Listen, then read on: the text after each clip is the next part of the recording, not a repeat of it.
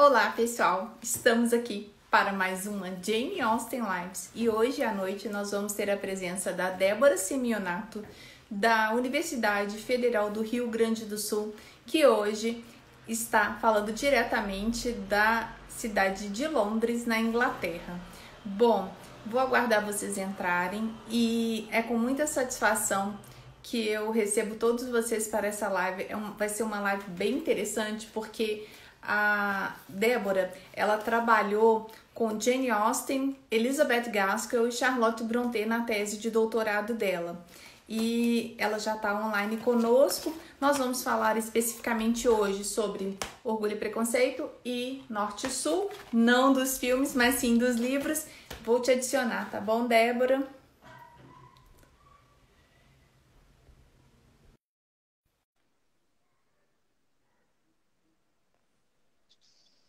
Olá, Olá, tudo bem? Deixa eu só tudo bem? organizar aqui, que eu acho que minha cabeça estava cortando. A minha tá cortando um pouco também, peraí, deixa eu aí, acho que agora sim. Bom, seja muito bem-vinda mais uma vez. Obrigada. É uma satisfação estar com você novamente e aprender muito com você. Eu falei que você está falando de Londres, é certo, né? Você mora em Londres mesmo, né? Isso, Porque fiquei né, assim, é tantos lugares que você visita na Inglaterra que eu fiquei meio na dúvida. Mas, enfim, nós vamos falar sobre um recorte da sua tese, né? Das suas pesquisas de um modo geral, que é Jane Austen e Gaskell, mais especificamente Orgulho e Preconceito e Norte e Sul. E aí deixa eu pegar minha colinha aqui. Você me passou. A gente vai começar hoje. Eu já te apresentei, né? Que você fez o doutorado na Federal do Rio Grande do Sul. Só dar uma luz aqui. Eu não me lembro sobre a respeito do seu mestrado. Também foi lá na Federal? Foi também. Uhum. E Foi foi também. sobre a Austen. Foi sobre persuasão. Daí eu trabalhei só com persuasão, né? O mestrado, a gente tem menos tempo no mestrado, né, para explorar tanta Sim. coisa. Então eu acabei usando trabalhando só com Você romance. praticamente fez 3 teses, né? Porque são 3 escritoras. Bom, eu queria te agradecer novamente e deixar a palavra com você, Débora, para você fazer uma mini biografia da Gaskell. Isso. Então, boa noite, né, de todo mundo que tá aí. Na sexta-feira, aqui falando sobre Gaskell e Jane Austen, é sempre um prazer poder falar dessas coisas. E hoje a gente tinha combinado, né, de falar, a gente já falou de outras coisas aqui nas lives, e hoje a gente tinha combinado de falar um pouquinho sobre a Gaskell e sobre como que eu fiz essa conexão dela com a Jane Austen, né, porque eu comecei a minha pesquisa e a minha paixão por literatura, elas vêm da Jane Austen, e aí elas foram se desenvolvendo para essas outras escritoras do século XIX também, e a Gaskell é uma delas. Então, a Elizabeth Gaskell, ela nasceu em 1810. Então, assim, ela nasceu no finalzinho do período do reinado do George III, né? O comecinho da regência, ali, quando a Jane Austen, na verdade, são os últimos anos da Jane Austen, né? Se a gente parar pra pensar, elas não tiveram muito tempo juntas no mundo. E ela nasceu em Londres, mas quando ela é muito pequena, a mãe dela morre. E o pai dela, meio que aquela coisa, acho que até hoje em dia ainda se tem esse estereótipo de que o homem não vai ser pai solteiro, assim, não vai ser um pai sozinho. O pai dela aceitou imediatamente quando as parentes do norte da Inglaterra disseram: a gente pode cuidar dela, a gente vai criar a tua filha. E aí a Elizabeth Gaskell vai morar no norte da Inglaterra com uma tia, assim, com uma tia meio distante, assim, da família. E, na verdade, quem convidou ela para ir morar lá foi a pessoa que essa pessoa acabou falecendo logo em seguida, que foi uma prima mais próxima de idade, assim, seria uma pessoa mais jovem. E ela acabou depois sendo criada por alguém mais velha que estava na mesma casa. E dizem que é daí que saem muitas das histórias de Cranford. Eu não sei se vocês conhecem Cranford, mas tem a minissérie da BBC também, que é maravilhosa. E se vocês tiverem a oportunidade de ler o livro é muito fofo também. Eu acho que ele é muito parecido com a minissérie. A minissérie, eu acho que assim, em termos de fidelidade, né, que eu acho que nem é uma coisa que a gente usa tanto mas eu acho que ele é fiel, a série é fiel em espírito ao livro, assim, porque eu acho que é justamente essa cidadezinha praticamente populada só por mulheres no norte da Inglaterra, vendo as novidades do mundo, da Revolução Industrial chegarem na cidade aos poucos e como elas lidam com isso. Então é bem legal. E biógrafos acreditam que tem muito da vida da Gaskell em Cranford, assim, ou da vida que ela teve com as tias dela quando ela era criança e quando ela cresceu lá. Inclusive, eu acho que a maioria das referências de lar para Gaskell acabam sendo essas tias, justamente porque quando o pai dela casa de novo, ela odeia a madrasta. E ela tem uma relação muito, muito ruim com a madrasta dela, que vai se resolver lá no final da vida. Eu acho que são assim, ó, são uns 20 anos que ela passa sem falar com a madrasta depois que o pai morre. Porque aí quando o pai dela vem a falecer, ela já é adulta, ela Uhum. para de visitar. Porque ela continua visitando Londres, então ela para de visitar. Ela não tem nenhum laço emocional com aquela madrasta até o final da vida, até ela meio que assim resolver que não precisava mais guardar essa mágoa. Uhum. Então ela volta, então ela faz as pazes, mas é uma figura um pouco distante, assim. Eu acho que, de certa forma, isso é bastante presente nos romances dela, né? Essas mulheres mais fortes, esses homens mais apagados, assim, que eu acho que aparece um pouco em Norte e Sul também.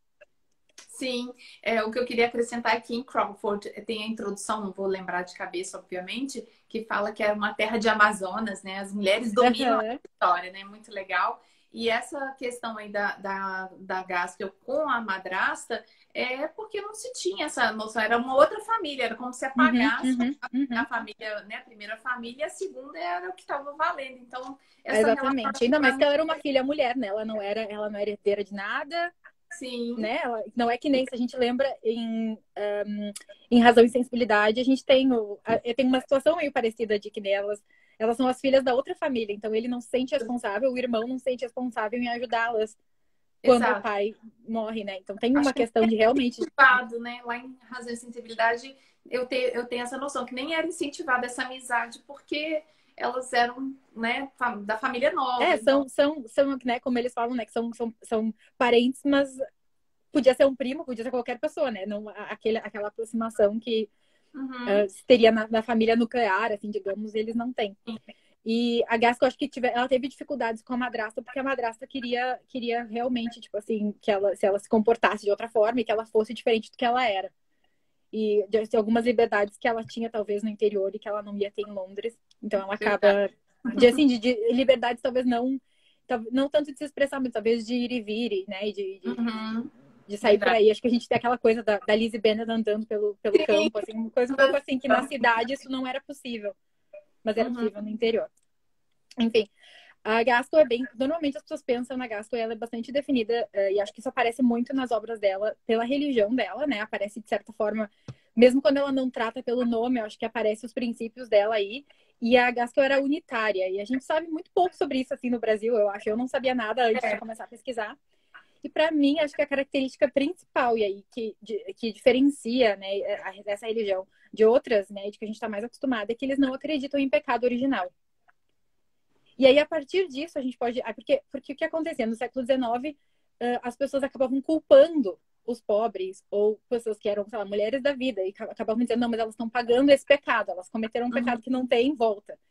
E os unitários não acreditavam nisso, eles acreditavam que existia alguma possibilidade de redenção ali para essas pessoas, né? Que elas não que ninguém devia estar daquela forma. Eu acho bem interessante, acho que é um pouco sabendo disso, acho que a gente pode entender um pouquinho como a Gaskell vê as coisas e talvez por que ela coloca tantos personagens que em outros romances da época acabam sendo secundários no centro das narrativas dela, assim como em Ruth, por exemplo, a personagem principal é uma mulher que acabou tendo relações sexuais fora do casamento e engravidando uhum, e normalmente em outros romances acaba sendo só uma história para avisar as mocinhas do que não fazer, né? Uma história moralista, assim. isso. Em Ruth acaba que é a protagonista, né? Então é bem diferente. E ela até fala. Ruth foi um romance que, quando saiu, teve muita crítica, enfim, porque isso não era muito comum, ninguém falava sobre isso. E a Gaskell, apesar de ter, né, colocado a cara a tapa, digamos, ela foi lá e escreveu sobre esse assunto.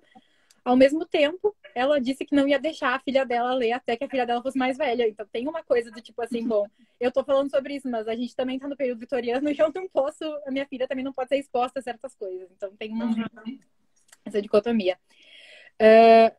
Outra coisa que eu acho muito interessante de falar da Gaskell é o nome sob o qual ela escreveu, né? Que a Gaskell publicou como Mrs. Gaskell, que é diferente da Jane Austen, por exemplo, que a gente sabe que era by a lady. Então a gente sabia que era uma mulher, mas a gente não sabia quem era, e a gente não sabia a família dela. Eu acho que é a parte mais importante aí, né, do sobrenome, de qual é a família que ela vai estar. Hoje em dia, talvez honrando, mas talvez lá atrás seria manchando o nome, sim. publicando com aquele nome. As Bronte tem toda aquela coisa do pseudônimo, né, que elas escolheram pseudônimos bem andrógenos. Mas a Gaskell não, ela publicou como Mrs. Gaskell, né? Não só ela era uma mulher, mas ela era uma mulher casada. Ela tá usando o nome do marido para publicar. Eu acho isso muito legal, assim, acho que isso diz muito de quem ela era, da vida familiar que ela tinha, porque ela casou com uma pessoa que alguns biógrafos dizem que ele era muito difícil, mas eu acho que existia uma conexão entre eles, assim, e existia um apoio da parte dele. Desculpa. Não, imagina. Existia um apoio da parte dele para ela escrever, inclusive muito quando a Gaskell ela perde um filho quando ele é muito pequeno, acho que ele tinha 1 ou 2 anos quando ele vem a falecer. E quando o marido dela se dá conta que ela não tá superando, né, que o luto dela tá muito muito difícil, ele diz para ela ir escrever, que ele sabia que escrever ia ajudar a sair ou pelo menos, né, ajudar a dar conta do luto de alguma forma. Então eu acho bem legal isso de que diferente das outras, apesar dela estar escrevendo ali bem no começo, tipo, no começo, acho que é na primeira década do período vitoriano e mais pra frente, assim, quando ela vem a falecer. Mas eu acho bem legal que, mesmo assim, ela tá escrevendo sob o nome do marido, querendo ou não.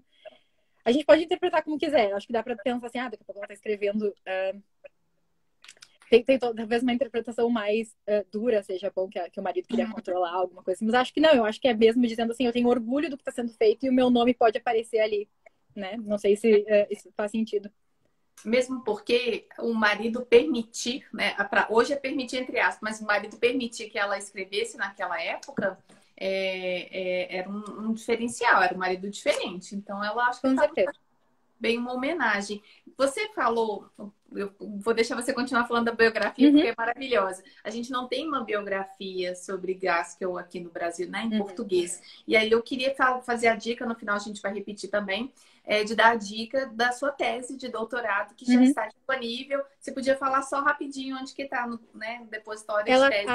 A tese está no depositório de teses da Universidade Federal do Rio Grande do Sul, que é o LUME. Então, é LUME. E aí, se vocês colocarem meu nome lá, que é Débora Simeonato, vocês devem achar tanto a minha tese quanto a minha dissertação de mestrado também.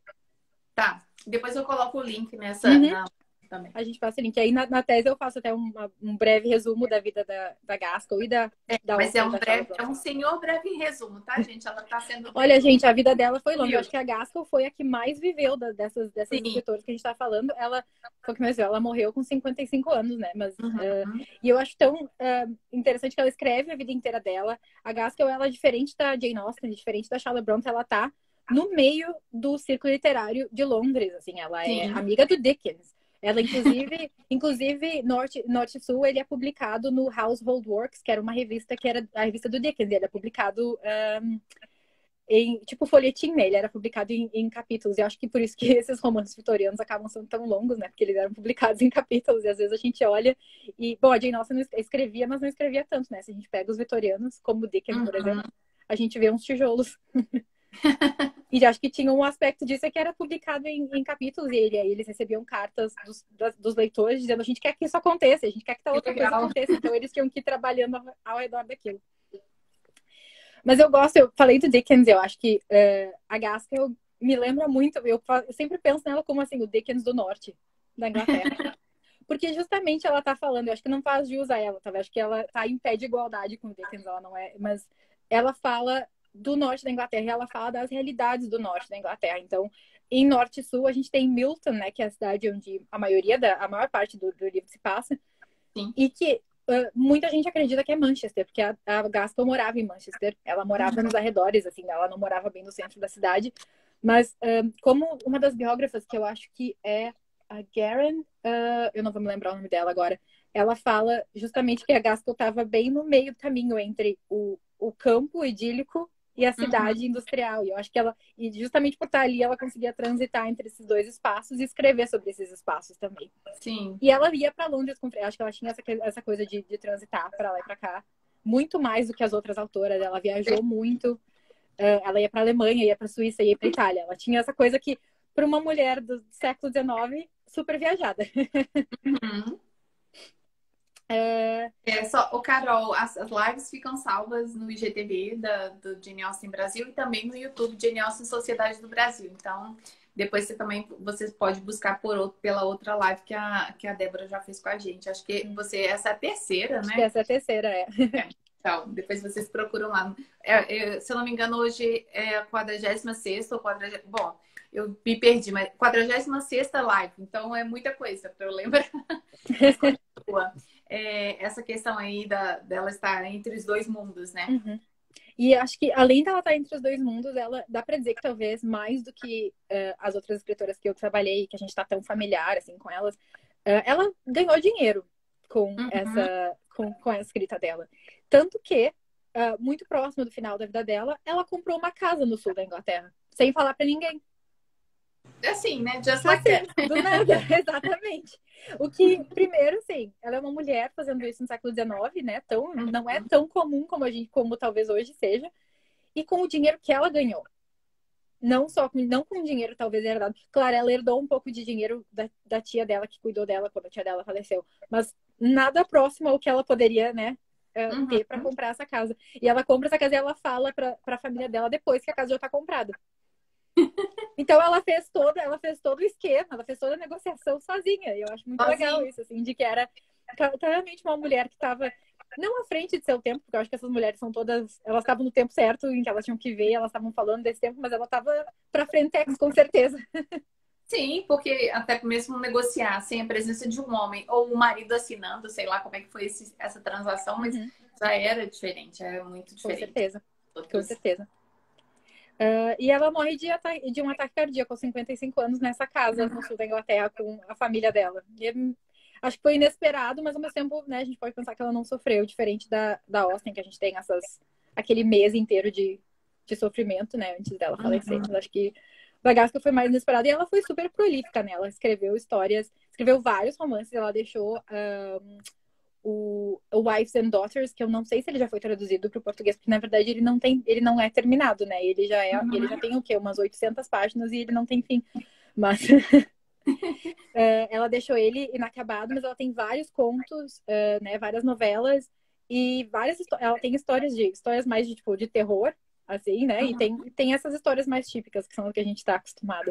Então ela foi super prolífica, né? Comparado com a Jane Austen, que a gente tem os 6 romances e a Juvenile, a gente agarra eles porque são tão pouquinhos.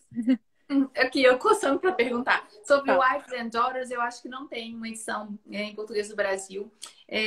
Mas tem uma série, tá? Tem. Alguém tá dizendo que tem. Que é da Tem Esposa e Filhas, né? Mas a série tá em inglês da BBC. Também é uma série muito bacana. Sim.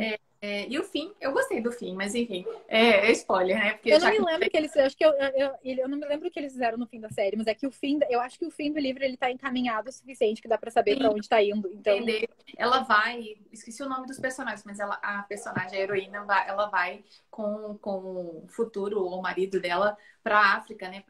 Ele é arqueólogo, alguma coisa assim. Bom, tem muito tempo, né? Eu li faz tempo também. Mas lá, então, olha, acho que tem uma pessoa que eu não tô conseguindo ver o nome dela, diz que na Pedra Azul já tem. Pedra Azul. Beleza! Ah, que legal. Que legal.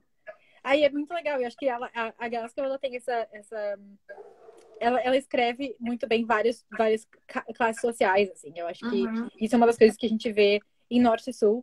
E aí eu vou entrar com por que eu escolhi falar sobre Norte e Sul e Orgulho e Preconceito. Então, assim, na minha tese, eu comparei 4 romances. Eu comparei Mansfield Park e Jane Eyre como um par, e eu comparei Orgulho e Preconceito e Norte e Sul como um segundo par. Porque dois da Jane Austen, né? Porque como eu acho que foi a minha justificativa na minha tese também, a Jane Austen para mim é o lugar de mais conforto, assim, onde eu podia falar com mais propriedade quando eu comecei a minha pesquisa. E a partir dela eu chego nessas 2 autoras que escreveram na metade do século XIX. Então eu acho que eu estava olhando se tinha alguma diferença, né, entre essas escritas do começo do século e da metade do século, né? Quando a gente já entra no período vitoriano e o que muda ou não muda, né? O que de repente fica o mesmo. E Orgulho e Preconceito e Norte e Sul são 2 queridinhos. Eu acho que quem conhece as histórias sabem que eles têm várias semelhanças. Eu não sei se você já percebeu. Às vezes a gente notou, mas não se deu conta, assim, não chegou na nossa consciência que eles têm as semelhanças. Eu acho que, para mim, primeiro de tudo, que acho que a primeira coisa que aparece é o romance mesmo, né? Que começa com o pé esquerdo e vai melhorando, né? Conforme acho que os personagens vão crescendo e vão indo além do seu preconceito, né? Vão indo além dos seus pré-julgamentos um do outro. E eu acho que isso acontece nos 2 romances. Mas a gente também tem as protagonistas, que eu sempre digo que tanto a Elizabeth quanto a Margaret, de Norte e Sul, elas nunca tiveram seu lugar no mundo desafiado. Até o catalista, né? Até a trama de fato acontecer, né? Que no caso da Elizabeth tem essa possibilidade de perder o lugar onde ela mora. E para Margaret, ela de fato perde o lugar onde ela mora, né? Então ela estava muito certa daquela vidinha que ela ia ter no sul da Inglaterra. E o pai dela diz: não, eu tô me aposentando e a gente vai morar no norte da Inglaterra. E aí a gente tinha comentado de focar um pouco mais em norte e sul, já que vocês estão lendo, né? Orgulho e Preconceito. Vocês estão lendo nas quartas, é isso? Isso mesmo. As quartas Então, de julho e 2 semanas de agosto. Então eu tinha pensado, já que Orgulho e Preconceito é um romance que a gente já fala tanto, né? Não que não tenha mais o que falar, sempre tem, a gente sempre acha mais pano pra manga. Eu vou focar um pouquinho em Norte e Sul, e aí eu vou trazendo as comparações com Orgulho e Preconceito. Mesmo eu acho que os porque dois. a Norte e Sul, ela é uma obra que não é tão conhecida, né? Eu me lembro quando eu conheci essa obra por volta de 2005, as pessoas confundiam eu ia falar Richard, o John Thornton. O John Thornton A gente já tá em primeiro nome, a gente já tá amiga dele. Já confundem geral, né? Igual o Colin Firth com o Mr. Darcy. Mas confundiam o do John Thornton com um Mr. Darcy. Aí já tava achando que era uma outra adaptação de um preconceito. Bom, mas eu acho que isso fala muito de quanto essas obras são parecidas, né? De quanto a gente tem esse protagonista, o mocinho, ele é sisudo. E ele começa meio sério, a gente não sabe direito o que ele tá pensando, né? E eu acho que um pouco como protagonista, a gente não sabe como que ele vai reagir, né? Ele é essa pessoa diferente. E os dois, eu acho que em Orgulho e Preconceito isso não aparece tanto, né? Mas o Darcy também é do norte da Inglaterra.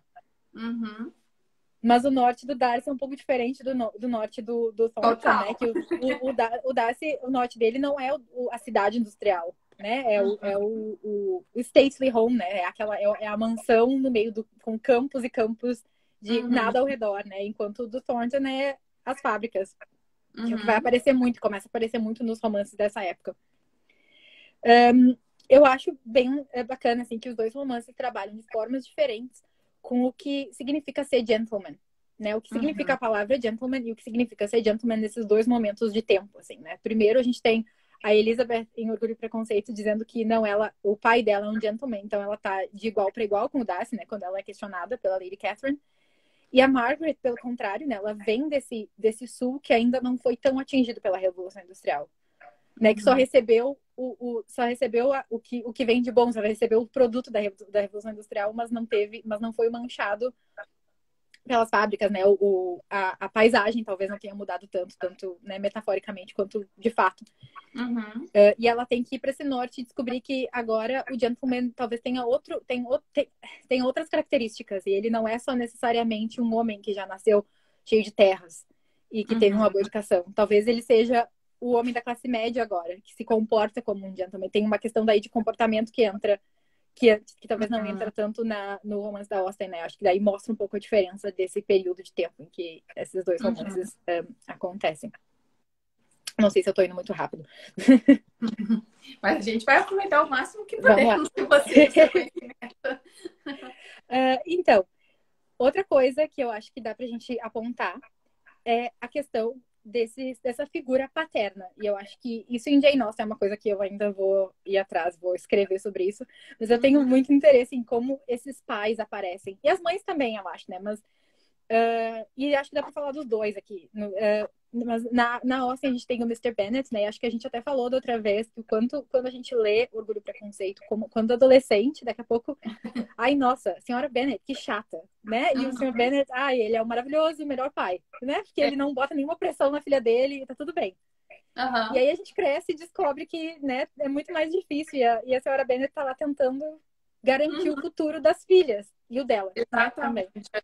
Aí a gente cresce e começa a dar valor, né, nessa... Tudo bem que é uma postura um tanto quanto, assim, né, desesperada, mas a gente consegue entender melhor, né? Mas acho que na adolescência, essa observação que você fez, na fase da adolescência, a gente está mais ligado, se for mulheres, acho que está mais ligado aos pais, assim, acho que tem... Eu acho que também tem uma sensação de que a gente quer a liberdade, né? Eu acho que o Isso. Mr. Bennet, ele dá essa liberdade pra Lizzie, mesmo que talvez seja, ou pra todas as filhas, na verdade, Uhum. e aí, como se mostra no livro, não é exatamente a melhor coisa de se fazer. Principalmente com Sim, uma filha como a Lídia, né? Talvez não tenha sido a Lídia. melhor ideia. Aham. E isso aparece também em Norte e Sul, só que aparece um pouco diferente, né? Então a gente tem Norte e Sul, acho que daí tem algumas semelhanças que eu vou trazer de outros romances também. E uma delas é com. E me lembra muito do capítulo que abre Mansfield Park. Uhum. Porque no primeiro capítulo, não sei se vocês lembram, ela basicamente passa o capítulo inteiro falando dessas três mulheres que casaram, fizeram casamentos muito diferentes, né? Então os pares delas são totalmente diferentes, casaram por motivos diferentes e como isso influenciou a vida delas para sempre. A vida Uhum. delas e a dos filhos, né? Então uma casou com um homem rico, mas sem nenhum amor, e ela acabou virando, bom, os filhos dela têm dinheiro, mas ela virou um enfeite de braço, né? Aquela coisa Sim, virou, eu né? Exatamente. Aí tem a outra que casou por amor, mas estava totalmente pobre, né? Teve inclusive que dar um dos filhos para ser criado pelo tio, que é a Fanny, a Uhum. mãe da Fanny. E tem a Mrs. Norris, né? Que casou, fez um casamento mais sensato, digamos assim, mas que também acabou infeliz nesse casamento, né? Então acho É. que acabou se metendo na vida das irmãs mais do que ela deveria. E em Norte Uhum. Sul isso aparece também, porque a mãe da Margaret casa por amor, Sim. enquanto a irmã dela, a Mrs. Shaw, casa com um homem muito mais velho e rico. E aí o que que a Uhum. gente vê? A gente vê a Mrs. Shaw um pouco infeliz, né, no final da vida, mas os bens materiais não faltam para ela, né? E acho que isso é uma questão que aparece muito, enquanto a, a Mrs. Hale, né, que é a mãe da Margaret, tem Uhum. vergonha de, por exemplo, não poder ir no casamento da sobrinha, porque ela não tinha uma roupa nova para vestir. Né? Ela não tinha condições de comprar uma roupa nova. Então, e aí tem uma questão de, parece assim, uma amargura que se perpassa toda a vida dela no livro, né? De quanto ela Uhum. não tá feliz naquela situação. Ainda mais quando ela se vê à mercê, né? Desse marido dizer, não, vou me aposentar. O pai, o pai da Margaret é ministro da igreja anglicana, Uhum. até onde eu entendo.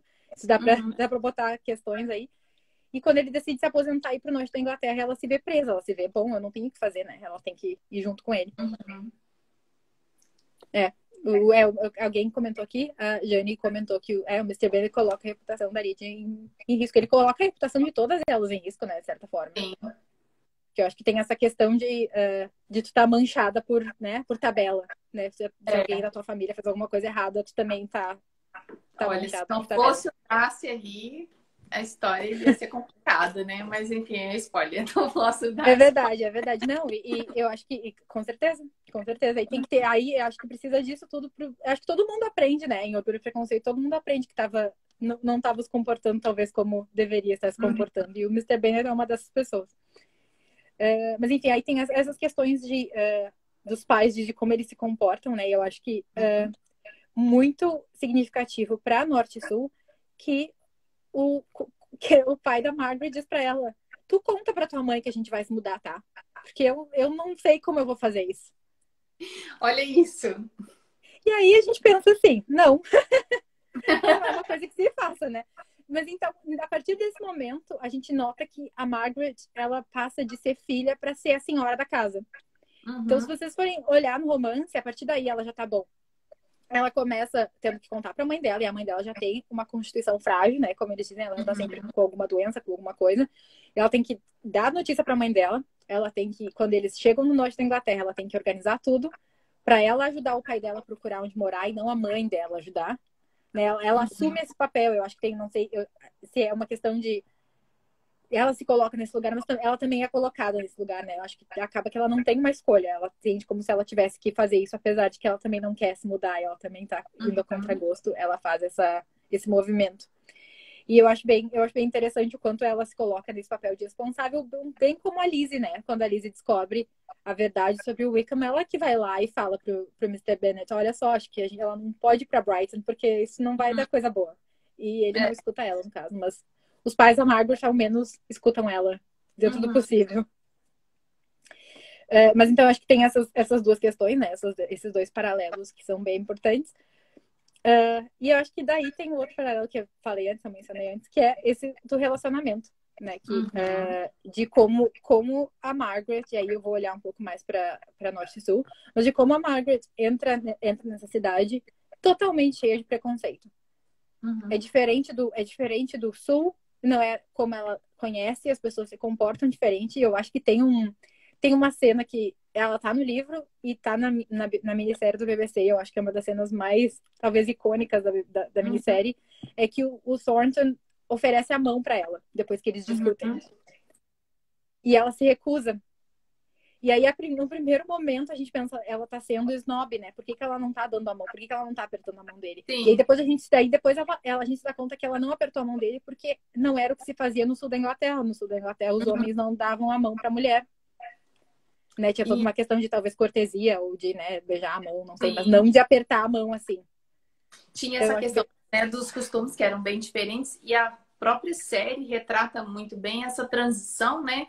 Lá o sul, tudo muito colorido, muito, né? Tem os pastos verdejantes, mas lá no norte, já, mesmo tendo lugares sem construção, tendo os Uhum, pastos, não era nada verdejante uhum, lá, não. uhum. Era Não, muito não, escuro, a né? gente tem o. Acho que a série faz isso muito bem, né? De colocar esse sul que é meio que brilhante, assim, né? Ele é amarelo e Sim, colorido e verde, demais, e o né? norte é cinza, né? Não tem Uhum. outra coisa, é cinza e branco e só. A gente tá falando dessa série aqui, tá, gente? Uhum. Ah, é muito bom. Por sinal, eu não sei se ainda tá na Netflix. Alguém me disse hoje, uma amiga minha me falou Não hoje que acredito, tiraram. só for na Inglaterra, querida, porque aqui não tem Não, Netflix nosso, não. não. Hum, não sei nem se tá aqui também, mas a gente, né, com DVD, quando a gente acha DVD por aí, vale muito a pena ver se alguém tiver a oportunidade de Sim, assistir.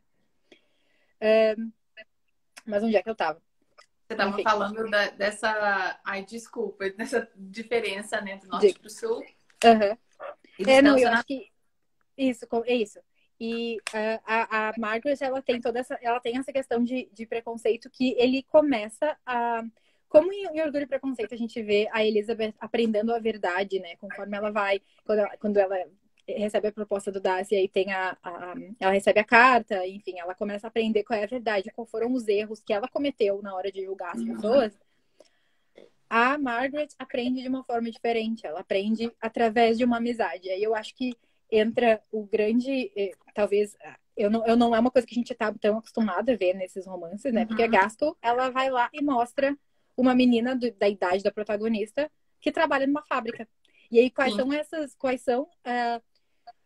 é o significado disso para a vida dela, né? Que é uma pessoa que acaba a vida dela tá muito mais curta, né? Ela já tá com eles tinham algodão no pulmão, né? Eles iam respirando esses fiapos de algodão, e é isso que a protagonista tem, a Bessie, né? Que em Norte e Sul, uhum. esse é o que ela tem, ela começa a tossir, então eles desenvolviam, eu não sei, quase que parece uma tuberculose, mas não é, né? Porque justamente Sim. eles estão com coisas do Uhum. sistema respiratório. E aí, quando a Margaret começa a se dar conta desse outro mundo e dessa pessoa que é exatamente como ela e tem a mesma idade que ela e não tem as mesmas possibilidades, não tem as mesmas chances, né? Não teve os mesmos Uhum. privilégios, a vida da Bessie não é pensar em qual vestido que ela vai usar pro baile ou ficar preocupada com o papel de parede, que eu acho que aparece em Norte e Sul, né? Que ela não gosta do papel de parede Uhum. da casa. A vida da Bessie é basicamente sobreviver, né? E É. poder ir trabalhar e sobreviver. E essa família, eu acho que essa amizade que ela começa com a família do Higgins é Uhum. bem importante para quem ela se torna, mas é importante também para o Thornton, né? E para quem ele vira. E eu acho que é muito legal como ela acaba mudando a vida de todo mundo com a Uhum. presença dela, mas ela também acaba tendo a vida dela alterada com eles ali. Porque eu não sei se vocês lembram, né, que o Higgins, ele a gente, na Inglaterra, a Inglaterra é um dos primeiros países em que a gente vê as greves, né, Isso, acontecendo e os sindicatos se formando. sindicatos. E aí tem uma história muito longa, né, da luta dos trabalhadores na Inglaterra. E isso aparece um pouquinho em Norte e Sul, e principalmente no Norte da Inglaterra, isso era muito forte. Uhum. E o Higgins, ele é um dos líderes do sindicato. Eu acho isso muito legal, porque eu não sei, eu não me lembro de outros romances anteriores a Norte e Sul em que a gente vê isso e a gente vê um protagonista tão, não um protagonista, mas a gente vê um personagem tão importante para o Uhum. romance sendo um líder de sindicato praticamente, né? E tá lutando pelos direitos dos trabalhadores e dizendo, não, a gente não quer trabalhar se vocês não nos derem os nossos direitos, se vocês não nos pagarem tanto, enfim. E tendo Uhum. essa luta de classes com uma classe que acabou de subir dessa classe trabalhadora, que é a classe dos chefes, né, e dos patrões, e com essa classe nova que tá, né, com essa classe trabalhadora que tá ali trabalhando junto com eles agora. Então, acho bem legal essa... E o John Tolton também, apesar de, né, de estar numa posição acima, né, dos trabalhadores dele, das pessoas que trabalham para ele está produzindo um tecido que não era tão bem visto, né, lá no sul, que é algodão. Hoje a Uhum. gente quer tudo de algodão, não quer nada de sintético, mas naquela época o algodão ele não era um tecido nobre, né? Até Não, mesmo era muito mais grosseiro, né? sim, até mesmo para fazer, sei lá, vestido de noiva ou vestidos de festa. Hoje em dia a gente não usa algodão, usa esses mais elaborados, mais sofisticados. Então, a produção dele lá, ele, né, gerando emprego e ganhando dinheiro, não era também um produto assim, é só algodão, não era, né? É bem diferente essa visão que a gente tem, né? Uhum, uhum. E é muito legal que a gente aprende sobre ele, né? Porque aí a gente tem toda a história dele, de como ele chegou ali, né? Porque agora a Amanda tá falando exatamente o que eu falo, porque ele começa muito pobre, né? Quando Isso. ele perde o pai dele, eles descobrem que o pai dele tinha muitas dívidas. Então ele, como o único homem da família, né? Porque sobrou ele, a mãe dele e a irmã, ele Uhum. vai lá e começa a trabalhar, né? Então ele começa como shop boy, eu acho que eles chamam, né? Que trabalhava, tipo, na loja, e aí ele vai Uhum. subindo até que ele vira patrão, mas é muito símbolo, né? É muito simbólico dessa nova classe social que emerge, né, com a Revolução Industrial, que é essa classe média, que é diferente da classe média que a gente conhece no Brasil, né? Eu acho que na Inglaterra tem essa coisa de classe que eu confesso que eu tenho até dificuldade de entender e de explicar. A gente tem a classe trabalhadora e a classe média, na verdade, não é necessariamente o que a gente no Brasil considera a classe média. A classe média, quando as pessoas falam middle class aqui, elas estão falando de pessoas que têm muito dinheiro. Então é classe média super alta aqui no Brasil, né? Mas é que tem muito dinheiro, mas não é parte da aristocracia ou das pessoas que já Uhum. têm terra. Né? Que é dinheiro que veio do comércio, é dinheiro que veio das fábricas, não é dinheiro que veio de uma. Não é dinheiro que tem. Não é dinheiro de herança, né? É dinheiro que vem Sim, é novo, né? que normalmente são chamados de novos ricos, né? Isso, isso. Então, e aí isso de certa forma se mantém, assim, eu acho muito. Sempre me vem esse exemplo, que eu lembro que uma vez eu estava tentando entender esse sistema de classe, e eu falei com meu namorado, que é irlandês, e ele me disse assim: bom, mas pensa no David Beckham. O David Beckham é classe trabalhadora. E eu, tá, não, mas Uhum. peraí, o homem é milionário. Ele, não, mas ele vai ser sempre classe trabalhadora. Olha isso. Porque como em termos do sistema de classe, ele pode ter ganhou dinheiro, mas em termos de educação, ele não tem a educação e Uhum. talvez o Talvez. pedigree, entre Uhum. muitas aspas, para ser considerado outra coisa. Então, em termos Uhum. do sistema de classe inglês, né, que é bem problemático, ele segue sendo classe trabalhadora. Nossa, Que que tem a show ver e para tapa de na onde tu cara da veio em vez sociedade de para onde tu brasileira. foi, de certa forma. Oi? Desculpa, que show e tapa na cara da sociedade brasileira, porque as pessoas elas têm uma noção bem distinta aqui, né? Hum, Passou do carro 1.0, você já é classe média e já faz parte de outro contexto, mas só que não. E olha que interessante e isso, é né? bem interessante. Eu não sei, inclusive, não sei se é bom, eu acho que até não é, eu acho que tem Sim, quase ao uma mesmo ideia tempo de que ele não é existe mobilidade, sabe? Apesar de que a gente uhum. sabe que ela existe de fato, assim, mas essa coisa quase social de classe, né? De não ter essa possibilidade de, bom, tu começou como classe trabalhadora, tu vai ser sempre, não importa se tu tem Uhum. bilhões na tua conta. Tu vai continuar ali. Entendo. E será. Aí, agora é uma curiosidade, tá? Depois você pode até perguntar o seu companheiro. As pessoas têm essa consciência ou elas se acham assim, por exemplo, porque o Beckham ele é bem diferente das atitudes de alguns jogadores que a gente tem aqui no Brasil, que eles são considerados quase uns semideuses aqui, né? Então Uhum. eles têm essa consciência de que eles, mesmo tendo alcançado uma fortuna tão grande, eles ainda pertencem à classe trabalhadora? Eu acho que sim, Uhum. porque aí entram várias questões do tipo assim, sotaque, né? Que é uma coisa que no Uhum. Brasil a gente distingue por região, a gente não pensa em Sim. sotaque de tipo o sotaque do rico e o sotaque do pobre, mas aqui sim. Então Uhum. aqui tem aquele que eles chamam de RP, né? Que é a Received Pronunciation, que é como o pessoal fala na BBC. Se tu tem esse Aham. sotaque, tu é da classe mais alta, mas se tu fala como uma pessoa de Tipo outros assim, lugares, né, Trey? Nós vai agora fazer uma live. Esse tipo, não é um sotaque, mas são gírias. Elas não são mas então se dessa classe é, mais abastada. é, é. Vivendo e é. aprendendo. Mas é muito engraçado. E eu acho que eu já vi pessoas falando, por exemplo, tem profissões como advogados, principalmente os advogados, porque aqui eles têm a diferenciação entre o advogado e o advogado que vai para a corte, né? Que vai, nos casos, na frente do juiz. Esse advogado, ele tem toda uma questão de como ele fala e como ele se comporta. E é um grupinho praticamente fechado, né? Tem que falar de uma certa forma e se vestir de uma certa forma, porque senão tu não chega nesse lugar. E eu já vi entrevistas com pessoas falando que, inclusive, era um advogado nigeriano, dizendo que ele mudou o sotaque dele para poder entrar no grupo, para poder daí tentar mudar o grupo de dentro, né? Mas aí é um outro processo. Olha que curioso. Então seria mais ou menos o que a Anitta tem feito com a educação dela, porque ela veio de uma base muito pobre, muito humilde, e ela já fala inglês, e ela nem sei quantas línguas que ela está falando hoje em dia, e procura aprender. Outro dia eu ouvi mesmo ela falando rapidinho que está aprendendo sobre história e sobre questão de sistema político e tudo, para poder ter condições de falar. Então, ela está correndo atrás, mas não precisa do título, né? Assim, né? Que não precisa da distinção. Que interessante. Obrigada. Imagina, eu também acho que eu não entendo totalmente. Eu acho que eu tô sempre aprendendo também. E quando eu escuto, às vezes me soa estranho, né? E a gente acaba que vem de outra. A gente tem outra experiência, né, no Brasil, e as coisas funcionam diferente, então acaba que a gente vai aprendendo sempre. É o que eu passei, assim, de uma forma diferente lá nos Estados Unidos, porque até a carteirinha da biblioteca você tinha que assinalar qual era a sua ascendência de cor de pele. E aí eu nunca era branca, eu era sempre latina, porque preenchiam pra mim. Então, o que é isso? O que é ser latino? O que é ser branco? Pra que isso? Aqui então, eu inclusive, esses dias estava reclamando justamente disso, porque aqui nunca tem América Latina. E a gente bota o que daí? Entendi. Aí tem um foda. E aí eu penso assim, bom, eu vou ser sempre outro, então, né? E aí tem todo o significativo disso, né? Mas... A estrangeira. Exatamente.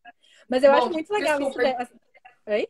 Desculpa ter desviado do assunto. Não, imagina. Eu acho que é um assunto que, apesar de tudo, é muito pertinente a Norte e Sul, porque é uma questão que aparece muito no relacionamento entre a Margaret e o Thornton. Porque ela vê ele como classe trabalhadora. Ela não, e ela é filha de um. Eles não têm muito dinheiro, mas ela é gentlewoman, né? Ela é uma lady. Não importa, não é assim aristocracia, mas ela é daquela classe ali do meio, sabe? Que é tipo que tem um pouquinho de terra, mas não é rico nem pobre, né? Assim, é o que ela tem, o dinheiro dela, a família dela tem nome. Muito mais do que qualquer outra coisa. E aí ela olha para o Thornton como quem não, como ele veio do nada, porque ele não são iguais. Né? Então aquela fala da Elizabeth para Lady Catherine, né, dizendo que eles dois são o Darcy é um gentleman e o pai dela é um gentleman e por isso ela é a filha de um gentleman, então eles são iguais. A Margaret não vê dessa forma, ou pelo menos ela talvez veja dessa forma, mas ela não vê o Thornton dessa forma. Sim. E a partir dos comportamentos dele, é isso que é muito legal, conforme o romance vai se desenvolvendo, a partir de como ela vai conhecendo essa forma de viver em Milton, e essas formas, os costumes e como as pessoas são, ela acaba questionando esse dogma dela de o que significa ser um gentleman, né? E aí inclusive tem uma cena bem legal em que eles estão jantando na casa do Thornton e aí ele e vários outros donos de fábricas e outros patrões. E aí eles começam a discutir justamente qual é a característica de um gentleman e o que significa ser um gentleman. E aqui, nesse novo mundo, nesse mundo pós-revolução industrial, o gentleman talvez não seja mais o que a Margaret espera, ou o que a Margaret está acostumada. Aí começa a ter muito mais a ver com comportamentos e uma questão moral, né? E uma questão de ética, que é muito acima, né? De que talvez, sei lá, de ter terra ou de herdar dinheiro. Enfim, daí essa coisa acaba mudando. E eu acho que a percepção dela vai mudando também. Até ela poder ver eles dois como iguais. Bom, eu queria te fazer uma pergunta crucial. A gente está aqui para o terceiro e quarto item, são 4 que você me passou. Você acha que precisa, faltam 17 minutos para encerrar a live, você acha que precisa a gente cortar agora e começar de novo? Ou você consegue... Acho que a gente dá conta. Ai, que bom. Acho que a gente bom nesse sentido, porque também quando a gente corta, a gente perde muita gente, não volta, enfim. Né? Mas eu te agradeço por ser tão sucinta, porque você escreveu muito mais que isso que você está dizendo. Acho que a gente tenta focar, a gente tenta pegar uma linha de pensamento e focar nela. Eu acho que é isso que a gente está fazendo hoje, né? Isso. Mas então eu acho que para trazer um pouquinho de volta, né? Eu acho que uma das coisas que eu fiquei pensando com a minha tese foram nessas diferenças, nessas semelhanças entre Orgulho e Preconceito e Norte e Sul e o que mudou entre Uhum. 1813 e 1855, né? Quando os romances são publicados. E se É. vocês conhecem os dois romances, se vocês conhecem as duas histórias, vocês vão ver que a Jane Austen, apesar de tudo, e ela já falava sobre isso, a Jane Austen acho que estava super ciente dessa questão. Ela escrevia sobre aquele mundo dela, que é aquelas pessoas, aquela família num vilarejo e Isso. as outras famílias ao redor. Ela não tem uma coisa de não ter muitas pretensões do macro, né? Acho que a gente olha para Jane Austen, a gente está falando do micro, né? A gente está falando desse mundo. E justamente por isso, acho que sempre eu lembro daquela abertura do Emma com a Gwyneth Paltrow, que começa com o Isso. globo e vai focando. E eu acho que é justamente isso. Justamente porque tu pode focar, a gente pode ampliar, né? E pode falar Uhum. do todo. Sim. E eu acho que tem uma questão de o quanto a Revolução Industrial talvez não tivesse chegado na Austen Uhum. como a Gaskell experiencia ela lá na metade do século. Sim. Não que ela não que a Jane Austen não soubesse o que estava acontecendo, ou não que ela não tivesse esse conhecimento, mas ela estava preocupada com outras questões, né? Uhum. Ela estava preocupada com esse o mundo que está mudando, ele vai chegar, o ápice dele vai chegar lá quando a Elizabeth Gaskell está escrevendo. E aí ela trata dessas coisas muito mais, essas questões de classe, tanto que ela coloca personagens como o Higgins, né, e a filha dele, enfim. Uhum. Mesmo porque, como você falou e fala muito bem na biografia que você escreveu, na tese, falou na biografia das três que você fez, mas principalmente da Gaskell, que é a questão de hoje, ela é viajada, é uma mulher viajada. Então, ela conheceu, né, outras circunstâncias, outras culturas para poder falar sobre isso. Então, a gente vê, não acho que isso limitou a Jane Austen, mas acaba que ela falou do que ela vivenciou. Então, e por isso que a gente vê um pouquinho mais limitado esse universo, né, da Jane Austen, no sentido de descrever as outras coisas. Mesmo porque ela ia fantasiar, gente, ela ia falar de uma coisa que ela não experimentou, então justifica-se, né? Mas Não, eu continua. acho que tinha algumas limitações, né, que a Jane Austen tinha, talvez, Uhum. financeiras até, mas também de tipo de geográficas, né, de onde ela estava. Porque a Gaskell, ela tá em Manchester, e Manchester pode não ser Londres, mas é uma das grandes cidades, é um dos grandes centros na Inglaterra. Então ela estava no meio de onde tudo estava acontecendo. Ela tava, e ela viajava muito, como tu falou, né? Ela estava sempre viajando tanto para outros países quanto para Londres. Ela tinha essa conexão muito forte, primeiro com o pai dela, né? Foi onde ela nasceu. E depois na sociedade literária de Londres, né? Então ela estava sempre em circulação, que é diferente da Jane Austen, é diferente da Charlotte Bronte também, que está lá no cantinho dela. Uhum. Apesar de que a Bronte, ela tenta, né? Ela tenta escrever um pouco como a Gaskell em Shirley e em outros romances, mas acho que ela não. O negócio dela era outro. Mas E acho que também ela porque foi a a conta. Charlotte foi para Bruxelas, né? 2 vezes, e aí Sim. pelo menos alguma coisa do mundo exterior, né? Fora da Uhum. ilha, né? Da Uhum. Uhum. Inglaterra, ela conseguiu ver. Então talvez seja isso. Uhum. E assim, que bom, né? Que essas mulheres existiram. Com certeza. E eu acho que a gente, no título da live, a gente falou de final feliz. Então eu vou fazer um Isso. comentário sobre isso. Que a gente acompanha essas duas personagens e eu gosto muito de olhar para esses romances em formas de jornadas, assim, e eu gosto muito de olhar para os personagens onde elas estavam quando elas começaram e onde elas estão quando elas terminam. E a gente olha para a Lizzie, e eu acho que a Jane Austen ela faz isso com todos os romances dela, ela recompensa a protagonista com um casamento. O Uhum. casamento não é um final feliz, sim, mas o final feliz porque a protagonista melhorou, porque ela merece, porque ela trabalhou para chegar ali, ela cresceu como pessoa. Então ela chega Uhum. nesse final feliz, né? E no caso, ela dá o final feliz. Eu acho que a gente pode pensar que de repente a Elizabeth é a que casa com a pessoa que mais tem dinheiro, né? E a gente sabe que da importância disso naquele momento histórico e para trama, né, para a família em que ela se Uhum. insere. Em compensação, a Margaret, ela passa por uma série de perdas, né? Tanto que eu acho que a perda dela começa com a perda do lar, da casa dela, que é a casa de infância no sul, ela vai pro norte, aí a mãe dela se vai, e depois ela perde o pai, o Uhum. irmão, ela tem um irmão, e aí acho que a gente nem tocou nesse assunto, eu acho que esse talvez seja assunto para outro momento, mas ela tem um irmão que tá exilado, né? Porque ele Uhum. participou de um motim Olha isso. naval, e ele tá exilado, e ele vai casar, e aí tem entra a questão... A Gaskell, ela toca em tantos assuntos e acho que é muito difícil dar conta de todos eles. Mas ele acaba numa relação com uma mulher católica, porque ele tá na Espanha.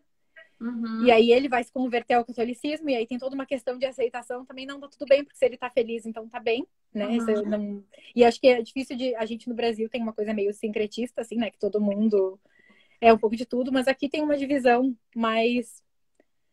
Ou tinha, pelo menos, né? Acho que agora se fala um pouco menos disso, mas entre Ele era filho de protestantes e ministro, católicos. né? Hum? O pai da Margaret era ministro, então, Isso. da igreja anglicana, né? E Uhum. aí o filho católico destoa bastante. Estou tanto que aqui os católicos, na verdade, na Inglaterra, eles tinham muitos poucos direitos durante o século XIX Uhum. até finalmente eles poderem sentar, ocupar assentos no parlamento, né? Porque o que hoje é a República da Irlanda ainda era parte, né, do Reino Unido. Uhum. Então tinham várias questões de eles não terem os mesmos direitos que os protestantes, né? E além disso, eu acho que tem todas essas perdas, mas o que ela ganha no final, a Margaret, ela tem um final um pouco parecido com o da Jane Eyre, de certa forma, porque do nada ela também herda muito dinheiro, né? E eu acho que isso é muito legal, eu acho que essas escritoras vitorianas fazendo a protagonista herdar muito dinheiro, do tipo assim, a gente não tem outra saída, a vida delas é difícil o suficiente, então a gente tem que dar uma bolada para elas de alguma forma. E no Uhum. caso da Margaret, é o amigo do pai dela, que é o padrinho dela, Uhum. que falece. Então ele é essa terceira perda, né? Que é muito, muito próxima dela, a única pessoa que ela tinha.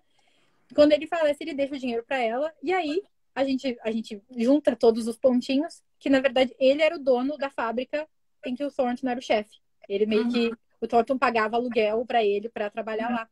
E as coisas e o clima econômico tá tão difícil que a Margaret acaba resgatando o Thornton, né? Ela acaba entrando em uma parceria de negócios com ele, não só Isso uma parceria é moderno. amorosa. Isso É é muito uma moderno, né? Eu gosto de dizer, que ela fala, né? eu usei na minha tese o termo businesswoman, porque eu acho muito legal, porque eu acho que é justamente o que ela vira, né? Porque ela toma interesse, inclusive tem outras pessoas na vida dela que tentam ajudá-la, mas eu acho que de certa forma controlar o que ela tá fazendo com o dinheiro que ela ganha e com as propriedades que ela herda. E aí ela vai lá e começa a tentar aprender sobre e dar conta e tentar fazer os próprios negócios sozinha. Eu acho isso muito legal. Uhum. Muito legal. Também E eu acho acho. que tem um quê, assim, e a gente, acho que nesses livros da segunda metade do século XIX, a gente começa a ver um pouco do que eles chamaram de The New Woman, que é, tipo, que é a proto-feminista, né? Que é a mulher que Sim. vai lutar pelo voto no começo do século XX. E acho que isso começa a aparecer ali, né? Dessa mulher que está tentando se educar para cuidar do próprio dinheiro e para poder ajudar o homem que ela ama como uma parceria de negócios e não só casar e pega aqui todo o meu dinheiro, Uhum. né? Eu acho muito legal como a Verdade. Gaskell consegue inserir essas coisas. E esse final feliz a, assim, eu acho que quase todo, bom, pelo que eu me lembro das obras da Gaskell, né, não li todas, também tem esse final feliz, né? Lógico que esse final é mais surpreendente porque é ela que toma as rédeas, né, da história, assim, Uhum. principalmente do dinheiro, né, em relação ao dinheiro, né?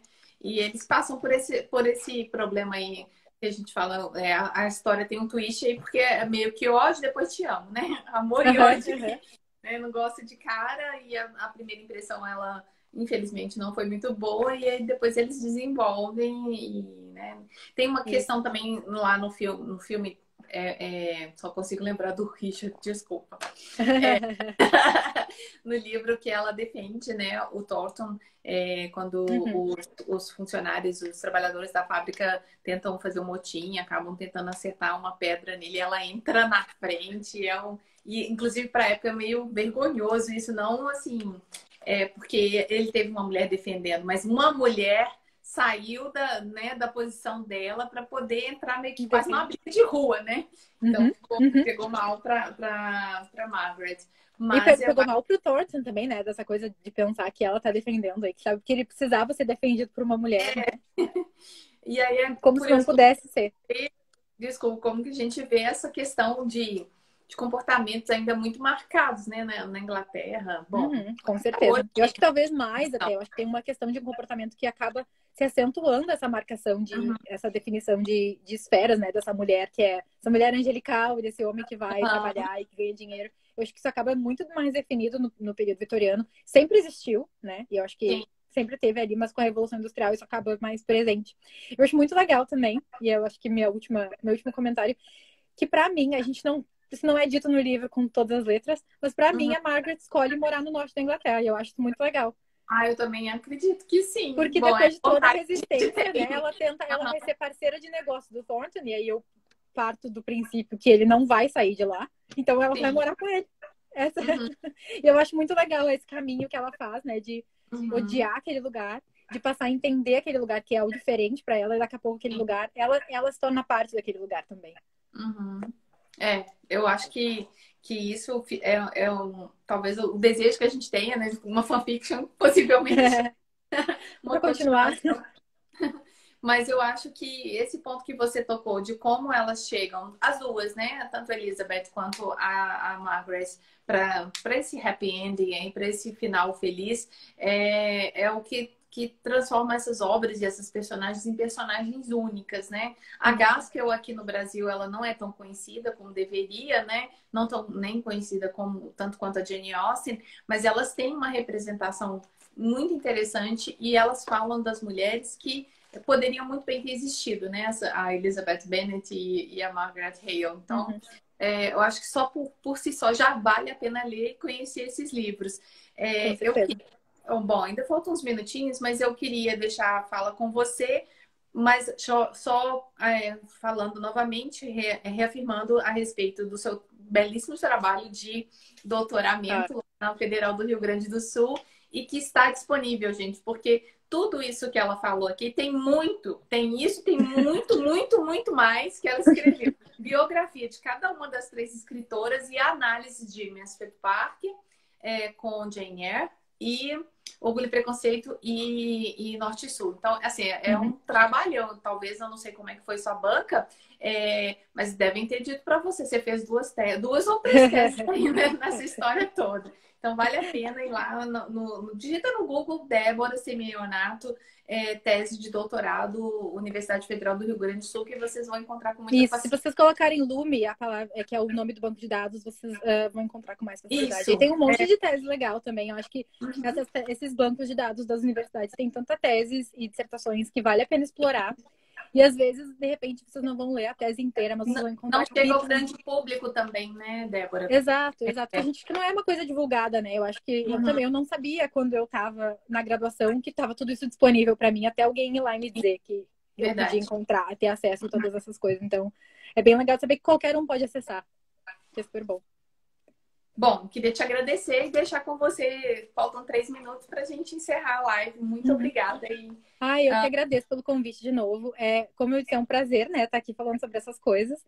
E é um prazer também poder falar sobre pesquisa, né? A gente está falando de pesquisas, que a gente está falando de mulheres, a gente está falando de situações que, tudo bem, elas foram escritas há 150 anos atrás, ou 200 anos atrás, mas tem tanta coisa tão pertinente que ainda está presente no nosso dia a dia.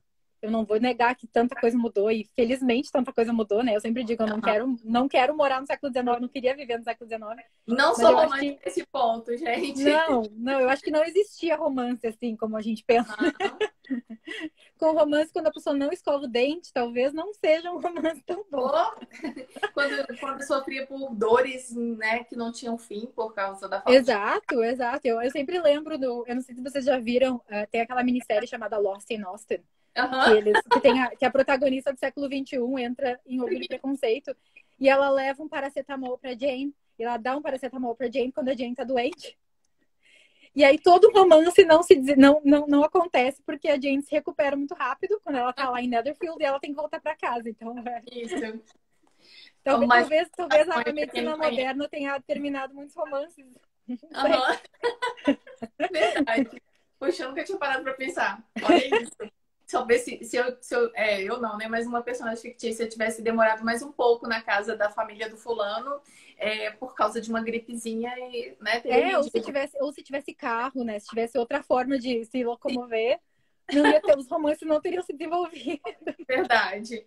Bom, Mas é muito Débora, melhor, assim, com vários direitos, né? E poder votar, e poder ser dona de propriedade, e poder ter e um direito de ser uma pessoa considerada pela lei como um ser humano, é muito melhor.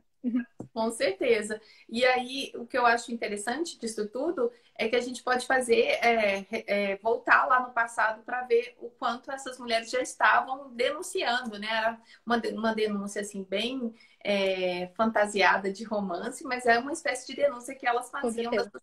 sociedade na qual elas estavam inseridas, né? Bom, faltam 20 segundos, eu vou me despedir e agradecer a todos pela participação na live e dizer que amanhã, às 19 horas, eu vou estar com o Pocket Cultura também falando de Jane Austen. Amanhã a gente vai relembrar os 203 anos de morte da JJ. Obrigada, gente. Obrigada, gente. Tchau. Tchau, boa noite. Boa noite.